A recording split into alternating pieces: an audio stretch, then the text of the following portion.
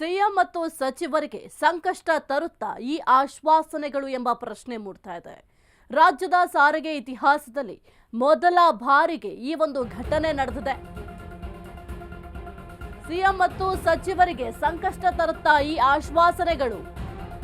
ರಾಜ್ಯದ ಸಾರಿಗೆ ಇತಿಹಾಸದಲ್ಲಿ ಮೊದಲ ಬಾರಿಗೆ ಘಟನೆ.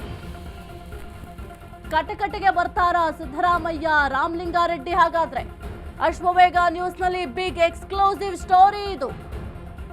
ಸಾರಿಗೆ ಸಚಿವರ ವಿರುದ್ಧವೇ ನಿವೃತ್ತ ನೌಕರರ ಸಮರ. ಸಿಎಂ ಮತ್ತು ಸಚಿವರಿಗೆ ಸಂಕಷ್ಟ ತರುತ್ತಾ ಈ ಕೆಲವೊಂದಿಷ್ಟು ಆಶ್ವಾಸನೆಗಳೇನು ಕೊಟ್ಟಿದ್ದಾರೆ ಅದೆಲ್ಲವೂ ಕೂಡ ಈಗ ಸಿಎಂ ಮತ್ತು ಸಚಿವರಿಗೆ ಸಂಕಷ್ಟ ತರುತ್ತಾ ಎಂಬ ಪ್ರಶ್ನೆಯನ್ನ ಮೂಡಿಸ್ತಾ ಇರುವಂತದ್ದು. ರಾಜ್ಯದ ಸಾರಿಗೆ ಇತಿಹಾಸದಲ್ಲಿ ಮೊದಲ ಬಾರಿಗೆ ಇಂತಹ ಘಟನೆ ನಡೀತಾ ಇರುವಂತದ್ದು. ಇನ್ನು ಕಟಕಟೆಗೆ ಸಿದ್ದರಾಮಯ್ಯ ಅವರು, ರಾಮಲಿಂಗಾರೆಡ್ಡಿ ಅವರು ಇಬ್ರು ಕೂಡ ಬರ್ತಾರಾ ಎಂಬ ಪ್ರಶ್ನೆ ಕೂಡ ಮೂಡ್ತಾ ಇದೆ. ಅಶ್ವವೇಗ ನ್ಯೂಸ್ನಲ್ಲಿ ಬಿಗ್ ಎಕ್ಸ್ಕ್ಲೂಸಿವ್ ಸ್ಟೋರಿ ಇದು. ಸಾರಿಗೆ ಸಚಿವರ ವಿರುದ್ಧವೇ ಈಗ ನಿವೃತ್ತ ನೌಕರರು ಸಮರವನ್ನ ಸಾರ್ತಾ ಇದ್ದಾರೆ. ಸಾರಿಗೆ ನೌಕರರೇ ಈಗ ಈ ರೀತಿಯಾಗಿ ಸಮರವನ್ನ ಸಾರ್ತಾ ಇರುವಂಥದ್ದು ಸಚಿವರ ವಿರುದ್ಧವಾಗಿ. ಹಾಗಾಗಿ ಸಿದ್ದರಾಮಯ್ಯ ಮತ್ತೆ ರಾಮಲಿಂಗಾರೆಡ್ಡಿ ಇಬ್ಬರೂ ಕೂಡ ಕಟೆಗೆ ಬರುವಂತಹ ಪರಿಸ್ಥಿತಿ ನಿರ್ಮಾಣ ಆಗುತ್ತಾ ಎಂಬ ಪ್ರಶ್ನೆ ಕೂಡ ಸದ್ಯಕ್ಕೆ ಮೂಡ್ತಾ ಇರುವಂಥದ್ದು. ಒಂದು ವೇಳೆ ಆ ರೀತಿಯ ಪರಿಸ್ಥಿತಿ ಏನಾದರೂ ಆದರೆ ಇದೇ ಪ್ರಪ್ರಥಮ ಬಾರಿಗೆ ರಾಜ್ಯದ ಸಾರಿಗೆ ಇತಿಹಾಸದಲ್ಲಿ ಮೊದಲ ಬಾರಿಗೆ ಇಂತಹ ಘಟನೆ ನಡೆಯುವಂಥದ್ದು. ಸದ್ಯಕ್ಕೆ ಸಾರಿಗೆ ಸಚಿವರ ವಿರುದ್ಧವೇ ನಿವೃತ್ತ ನೌಕರರು ಸಮರವನ್ನ ಸಾರ್ತಾ ಇದ್ದಾರೆ. ಕೆಲವೊಂದಿಷ್ಟು ಆಶ್ವಾಸನೆಯನ್ನ ಕೊಟ್ಟಿದ್ರು ಸಿಎಂ ಸಿದ್ದರಾಮಯ್ಯ ಅವರು. ಜೊತೆಗೆ ರಾಮಲಿಂಗಾರೆಡ್ಡಿ ಅವರು, ಸಾರಿಗೆ ಸಚಿವರಾಗಿರುವಂತಹ ರಾಮಲಿಂಗಾರೆಡ್ಡಿ ಅವರಿಬ್ಬರು ಕೂಡ ಕೆಲವೊಂದಿಷ್ಟು ಆಶ್ವಾಸನೆಗಳನ್ನ ನೌಕರರಿಗೆ ಕೊಟ್ಟಿದ್ರು.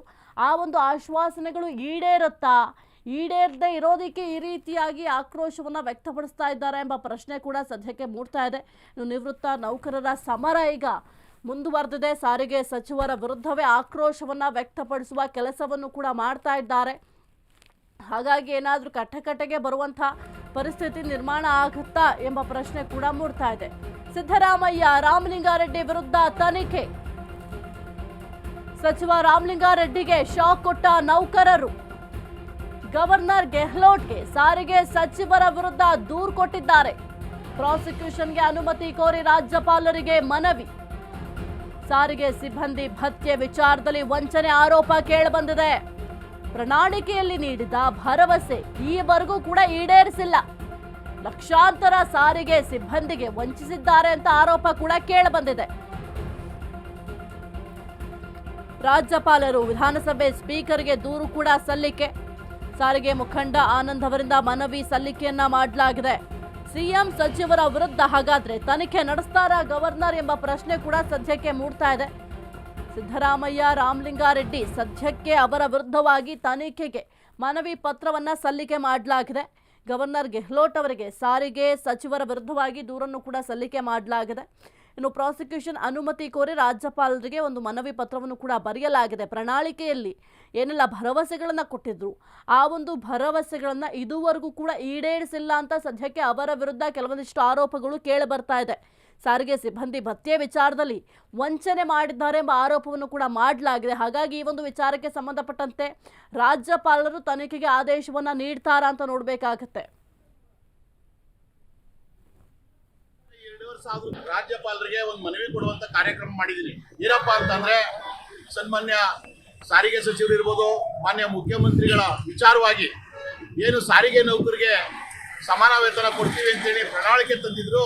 ಆ ಪ್ರಣಾಳಿಕೆನ 2,500 ಕೂಡ ಈಡೇರಿಸದಲ್ಲೇ ಆಟ ಆಡ್ತಾ ಇರುವಂತದ್ದು. ಅದಕ್ಕೆ ನಾನು ಇವತ್ತು ರಾಜ್ಯಪಾಲರಿಗೆ ಮತ್ತೆ ಏನು ವಿಧಾನಸಭೆಯಲ್ಲಿ ಸ್ಪೀಕರ್ ಅವ್ರಿಗೆ ಒಂದು ಮನವಿ ಕೊಟ್ಬಿಟ್ಟು ಬಂದಿದ್ದೀನಿ. ಆ ವಿಚಾರ ಏನು ಅಂತಂದ್ರೆ, ಸರ್ಕಾರ ಸಾರಿಗೆ ನೌಕರಿಗೆ 1,25,000 ಜನ ನೌಕರಿಗೆ ಅನ್ಯಾಯ ಮಾಡಿದೆ. ಇದುವರೆಗೂ ಕೂಡ 6ನೇ ವೇತನ ಜಾರಿ ಮಾಡ್ತೀವಿ, ಸಮಾನ ವೇತನ ಕೊಡ್ತೀವಿ ಅಂತ ಹೇಳಿದವರು ಇನ್ನೂ ಕೂಡ ಕೊಟ್ಟಿಲ್ಲ. ಇದರಿಂದ ಅವ್ರ ಮೇಲೆ ತನಿಖೆ ಆಗಬೇಕು. ಅವ್ರ ಮೇಲೆ ನಾನು ಪರ್ಮಿಷನ್ ಕೇಳ್ತಾ ಇದ್ದೀನಿ. ಏನಪ್ಪಾ ಅಂತಂದ್ರೆ, ಏನು ಈ ಮಾತು ಹೇಳಿದ್ದಾರೆ ಅದರದೆಲ್ಲ ಡಾಕ್ಯುಮೆಂಟ್ ಕೂಡ ಇದೆ. ಆ ಡಾಕ್ಯುಮೆಂಟ್ ವಿಚಾರವಾಗಿ ನಾನಿವತ್ತು ರಾಜ್ಯಪಾಲರಿಗೆ ಮನವಿ ಕೊಟ್ಟಿರುವಂಥದ್ದು. ಅವ್ರ ಮೇಲೆ ತನಿಖೆ ಆಗಬೇಕು, ಅವ್ರ ಮೇಲೆ FIR ಮಾಡಬೇಕು, ಮೋಸ ಮಾಡಿದ್ದಾರೆ ಅಂತೇಳಿ ನಾನು ಒತ್ತಾಯ ಮಾಡಲಿಕ್ಕೆ ಈ ಮನವಿ ಕೊಟ್ಟಿದ್ದೀನಿ. ಮುಂದಿನ ದಿನಮಾನಗಳಲ್ಲಿ ಇದಕ್ಕೆ ತನಿಖೆ ಮಾಡಿ ಅವ್ರ ಮೇಲೆ FIR ಮಾಡಲಿಕ್ಕೆ ಅವಕಾಶ ಮಾಡಿಕೊಡ್ಬೇಕು ಅಂತ ನಾನು ಕೇಳ್ತಾ ಇದ್ದೀನಿ. ರಾಜ್ಯಪಾಲರಿಗೆ ಒಂದು ಮನವಿ ಕೊಡುವಂತ ಕಾರ್ಯಕ್ರಮ ಮಾಡಿದ್ದೀನಿ. ಏನಪ್ಪ ಅಂತಂದ್ರೆ ಸನ್ಮಾನ್ಯ ಸಾರಿಗೆ ಸದ್ಯಕ್ಕೆ ಮನವಿ ಪತ್ರವನ್ನು ಕೂಡ ಸಲ್ಲಿಕೆ ಮಾಡಲಾಗಿದೆ. ಅಂದರೆ ಸಮಾನ ವೇತನ ಕೊಡ್ತೀವಿ ಅಂತ ಏನು ಪ್ರಣಾಳಿಕೆಯಲ್ಲಿ ತಿಳಿಸಿದ್ರು, ಆ ಒಂದು ಸಮಾನ ವೇತನವನ್ನು ಇನ್ನೂ ಕೂಡ ಕೊಟ್ಟಿಲ್ಲ.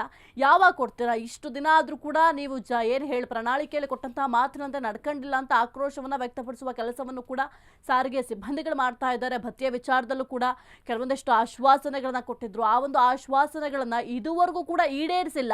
ಇಷ್ಟರ ಮಟ್ಟಿಗೆ ಮೋಸ ಮಾಡ್ತಾ ಇದ್ದಾರೆ. ಲಕ್ಷಾಂತರ ಸಾರಿಗೆ ಸಿಬ್ಬಂದಿಗಳಿಗೆ ವಂಚನೆಯನ್ನ ಮಾಡ್ತಾ ಇದ್ದಾರೆ ಅಂತ ಸಿಎಂ ಸಿದ್ದರಾಮಯ್ಯ ಜೊತೆಗೆ ರಾಮಲಿಂಗಾರೆಡ್ಡಿ ಅಂದರೆ ಸಾರಿಗೆ ಸಚಿವರಾಗಿರುವಂತಹ ರಾಮಲಿಂಗಾರೆಡ್ಡಿ ಅವರ ವಿರುದ್ಧವಾಗಿ ರಾಜ್ಯಪಾಲರಿಗೆ ಸದ್ಯಕ್ಕೆ ದೂರನ್ನು ಕೂಡ ಸಲ್ಲಿಕೆ ಮಾಡಲಾಗಿದೆ.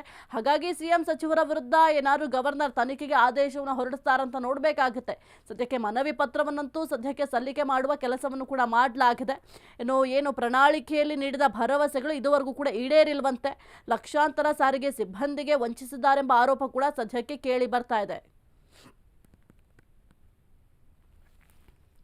ಈ ಕುರಿತು ಹೆಚ್ಚಿನ ಮಾಹಿತಿ ನೀಡ್ತಾರೆ ನಮ್ಮ ಪ್ರತಿನಿಧಿ ಮಹೇಶ್. ಸದ್ಯಕ್ಕೆ ಸಿಎಂ ಸಿದ್ದರಾಮಯ್ಯ ಜೊತೆಗೆ ಸಾರಿಗೆ ಸಚಿವರಾಗಿರುವಂತಹ ರಾಮಲಿಂಗಾರೆಡ್ಡಿ ಅವರ ವಿರುದ್ಧವಾಗಿ ಕೆಲವೊಂದಿಷ್ಟು ಆರೋಪಗಳು ಕೇಳಿ ಬರ್ತಾ ಇದೆ. ಸಮಾನ ವೇತನ ಕೊಡ್ತೀವಿ ಅಂತ ಹೇಳಿದ್ರು, ಪ್ರಣಾಳಿಕೆಯಲ್ಲಿ ಈ ಒಂದು ಸಮಾನ ವೇತನದ ಬಗ್ಗೆ ಆದೇಶವನ್ನು ಕೂಡ ಮಾಡಿದ್ರು, ಜೊತೆಗೆ ಕೊಡ್ತೀವಿ ಅಂತ ಹೇಳಿದ್ರು. ಇದುವರೆಗೂ ಯಾವುದೇ ರೀತಿಯ ಸಮಾನ ವೇತನವನ್ನು ಕೊಟ್ಟಿಲ್ಲ ಅಂತ ಸಾರಿಗೆ ಸಿಬ್ಬಂದಿಗಳು ಆಕ್ರೋಶವನ್ನು ವ್ಯಕ್ತಪಡಿಸುವ ಕೆಲಸ ಕೂಡ ಮಾಡಿದ್ದಾರೆ. ಜೊತೆಗೆ ರಾಜ್ಯಪಾಲರಿಗೆ ಮನವಿ ಪತ್ರ ಕೂಡ ಸಲ್ಲಿಕೆ ಮಾಡಿದ್ದಾರೆ. ರಾಜ್ಯಪಾಲರು ಏನಾದರೂ ಸಿಎಂ ಜೊತೆಗೆ ಸಾರಿಗೆ ಸಚಿವರ ವಿರುದ್ಧವಾಗಿ ತನಿಖೆಗೆ ಏನಾದರೂ ಆದೇಶ ನೀಡ್ತಾರಾ ಅಥವಾ ಏನಾಗುತ್ತೆ ಈ ಒಂದು ವಿಚಾರ?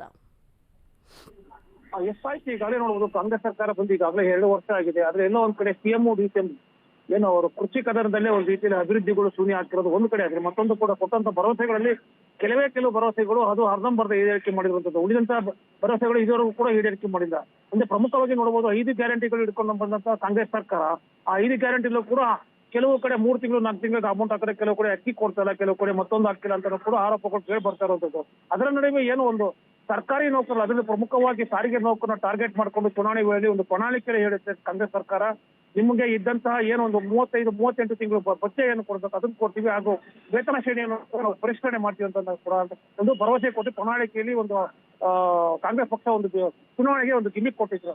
ಆದ್ರೆ ಯಾವುದು ಕೂಡ ಇದುವರೆಗೂ ಕೂಡ ಆಗಿಲ್ಲ ಅಂತ ಕೂಡ ಏನೊಂದು ಸಾರಿಗೆ ನೌಕರು ಒಂದು ರೀತಿಯಲ್ಲಿ ಆಕ್ರೋಶ ವ್ಯಕ್ತಪಡಿಸಿರುವಂತದ್ದು. ಪ್ರಮುಖವಾಗಿ ಏನು 38 ತಿಂಗಳುಗಳ ಭತ್ಯೆ ಆಗಿರ್ಬೋದು ಅಥವಾ ಏನು ವೇತನ ಶ್ರೇಣಿಯನ್ನು ಪರಿಷ್ಕರಣೆ ಆಗಿರ್ಬೋದು ಎಲ್ಲೂ ಕೂಡ ಆಗಿಲ್ಲ. ಈ ಹಿನ್ನೆಲೆಯಲ್ಲಿ ಎಲ್ಲೋ ಒಂದ್ ಕಡೆ ಕಾಂಗ್ರೆಸ್ ಸರ್ಕಾರ ಅಧಿಕಾರಕ್ಕೆ ಬಂದು ನಮ್ಗೆ ಮೋಸ ಮಾಡಿದೆ ಅಂತ ಕೂಡ ಈಗಾಗಲೇ ಸಾರಿಗೆ ನೌಕರು ಒಂದು ರಾಜ್ಯಪಾಲರ ಮೆಟ್ಲೇರಿರುವಂತದ್ದು, ಅಂದ್ರೆ ರಾಜಭವನ್ ಮೆಟ್ಲೇರಿರುವಂತದ್ದು.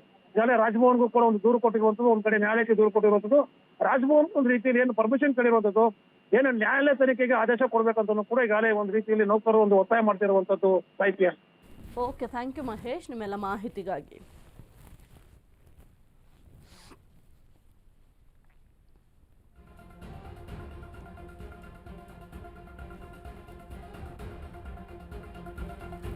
ಲಕ್ಷಾಂತರ ಸಾರಿಗೆ ಸಿಬ್ಬಂದಿಗಳಿಗೆ ಮೋಸ ಮಾಡಿದ್ದಾರೆ ಎಂಬ ಆರೋಪವನ್ನು ಸದ್ಯಕ್ಕೆ ಮಾಡ್ತಾ ಇರುವಂಥದ್ದು ಸಾರಿಗೆ ಸಿಬ್ಬಂದಿಗಳು.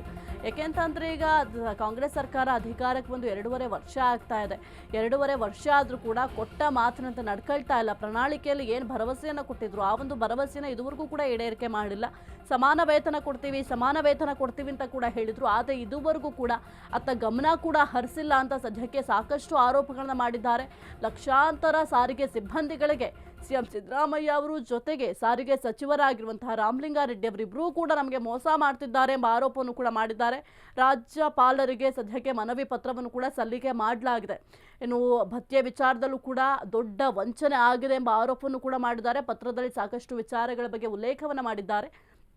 ಇನ್ನು ಪ್ರಣಾಳಿಕೆಯಲ್ಲಿ ಕೆಲವೊಂದಿಷ್ಟು ಏನು ಆದೇಶವನ್ನು ಹೊರಡಿಸಿದ್ರು ಅಥವಾ ಕೆಲವೊಂದಿಷ್ಟು ಭರವಸೆಯನ್ನು ಕೊಟ್ಟಿದ್ರು. ಇದುವರೆಗೂ ಕೂಡ ಭರವಸೆಯನ್ನು ಈಡೇರಿಸುವತ್ತ ಯಾವುದೇ ರೀತಿಯ ಕ್ರಮವನ್ನು ಜರುಗಿಸಿಲ್ಲ. ಕಾಂಗ್ರೆಸ್ ಸರ್ಕಾರ ಅಧಿಕಾರಕ್ಕೆ ಬಂದು 2.5 ವರ್ಷ ಆಗಿದೆ. 2.5 ವರ್ಷ ಆದರೂ ಕೂಡ ಒಂದು ಸಮಾನ ವೇತನವನ್ನು ಜಾರಿ ಮಾಡಲಿಕ್ಕೆ ಇಷ್ಟೊಂದು ಸಮಯ ಬೇಕಾ? ಪ್ರಣಾಳಿಕೆಯಲ್ಲಿ ಮಾತ್ರ ದೊಡ್ಡದಾಗ ಅವತ್ತು ಹೇಳ್ಕೊಂಡ್ರು, ನಾವು ಈ ರೀತಿಯಾಗಿ ಆಶ್ವಾಸನೆಯನ್ನು ಕೊಡ್ತೀವಿ, ಈ ರೀತಿಯಾಗಿ ಕೆಲವೊಂದಿಷ್ಟು ನಿಮಗೆ ಸವಲತ್ತುಗಳನ್ನು ಒದಗಿಸ್ಕೊಡ್ತೀವಿ ಅಂತ ಹೇಳಿದ್ರು. ಆದರೆ ಇದುವರೆಗೂ ಕೂಡ ಅವರ ಕೊಟ್ಟ ಮಾತು ಕೇವಲ ಆಶ್ವಾಸನೆಯಾಗೇ ಉಳಿದಿದೆ. ಅದನ್ನು ಯಾವುದೇ ರೀತಿಯ ಈಡೇರಿಕೆ ಮಾಡಲಿಕ್ಕೆ ಕ್ರಮವನ್ನು ಕೂಡ ಜರುಗಿಸಿಲ್ಲ ಅಂತ ಒಂದು ಮನವಿ ಪತ್ರವನ್ನು ಕೂಡ ಬರೆದಿದ್ದಾರೆ ಗವರ್ನರ್ ಆಗಿರುವಂತಹ ಗೆಹ್ಲೋಟ್ ಅವರಿಗೆ ಈ ಒಂದು ಮನವಿ ಪತ್ರವನ್ನು ಸಲ್ಲಿಕೆ ಮಾಡಲಾಗಿದೆ. ಹಾಗಾಗಿ ಏನಾದರೂ ಈಗ ಸಿಎಂ ಸಿದ್ದರಾಮಯ್ಯ ಅವರು ಜೊತೆಗೆ ರಾಮಲಿಂಗಾರೆಡ್ಡಿ ಅವರ ವಿರುದ್ಧವಾಗಿ ಏನಾದರೂ ಕ್ರಮ ಜರುಗಿಸ್ತಾರಾ ಅಂತ ನೋಡ್ಬೇಕಾಗತ್ತೆ.